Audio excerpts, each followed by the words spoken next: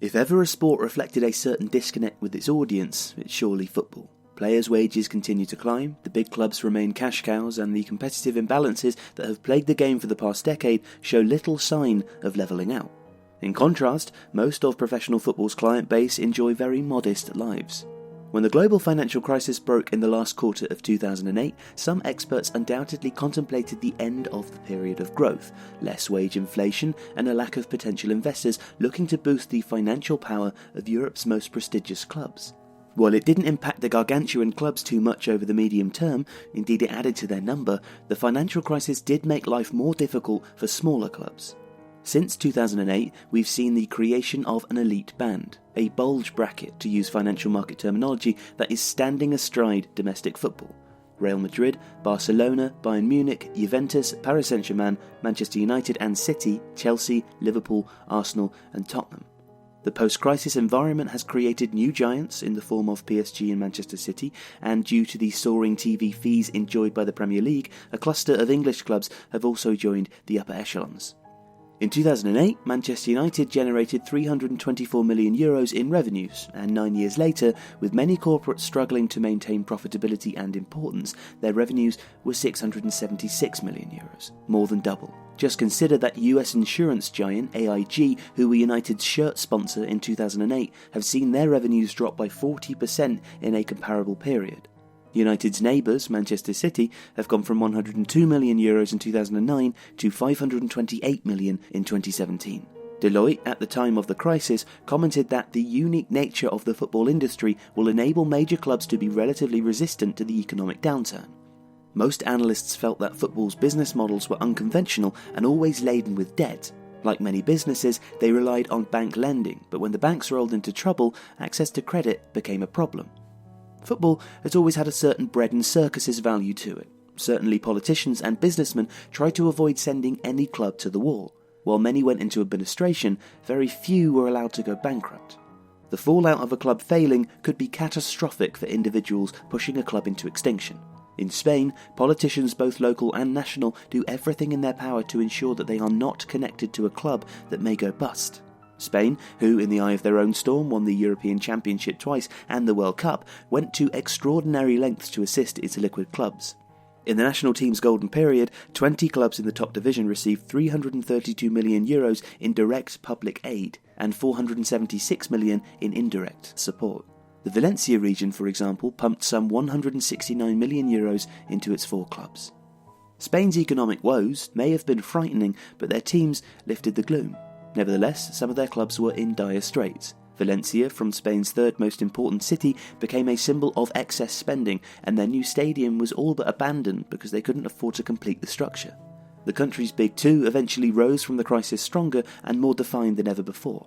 Spanish football has since become the dominant force in European club football. Since 2008-09, La Liga clubs have won 13 out of 20, including 9 of the last 10 European prizes.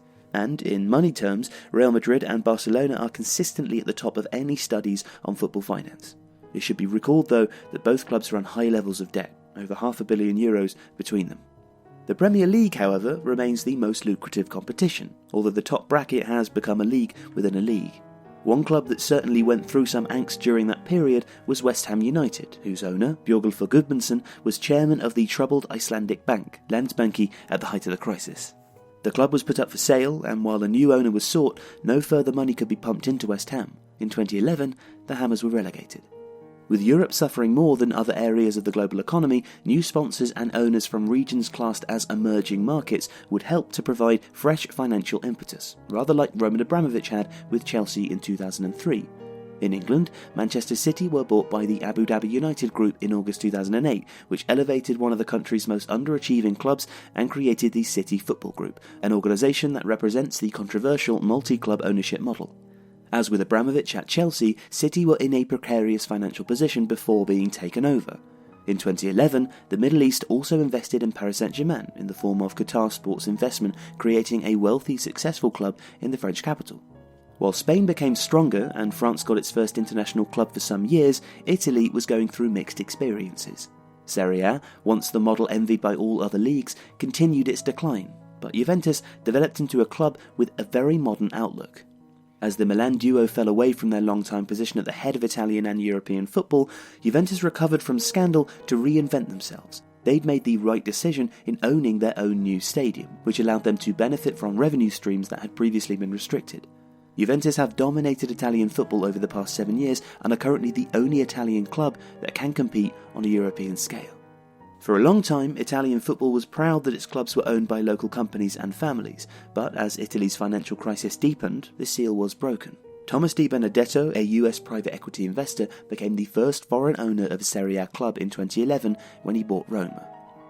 All over other parts of Europe, there were signs of deep problems. Greece, one of Europe's most stressed countries and the symbol of the sovereign debt crisis, saw attendances drop from an average of 6,200 to 4,000 and witnessed the bankruptcy of AEK Athens. Clubs could no longer be relied upon to pay their players. In 2011, 70% of Greek footballers surveyed said they'd not been paid at some point. Other clubs such as Panathinaikos and Olympiakos have also had their financial problems. 10 years on though, the so-called Big Five appear in robust shape. Crowds in England, France, Germany and Italy are higher than they were in 2008. Clubs out of necessity have created global franchises that have embraced new supporters and developed brands that are instantly recognisable across the continents. This is a reflection of the shift in the global economy, but also of a determination to build dominant clubs that can extract maximum value from a more diverse audience. In the past 6 years, Europe has been the property of PSG in France, Bayern in Germany, Juventus in Italy, Real and Barca in Spain, and Chelsea and City in England. It's not particularly healthy, but it does prove that the law of the jungle prevails in football. In some ways, football, thanks to technology, social media and the rise of a new generation of fans, has become even more vital to the population than it was in 2008. The percentage of disposable income that fans spend in support of their team has arguably increased over the past decade. In many parts of the world, the financial crisis continues to affect the daily lives of people, so football, which has been described as the most important of unimportant things, remains the great distraction. But with many smaller clubs struggling for their existence, the question remains about imbalances, and whether at the highest level, football could overheat and burst the bubble. No industry is immune from excessive behaviour that can threaten its long-term success, and as the financial crisis told us, no longer can we take anything for granted. At some stage, this theory may be tested once more.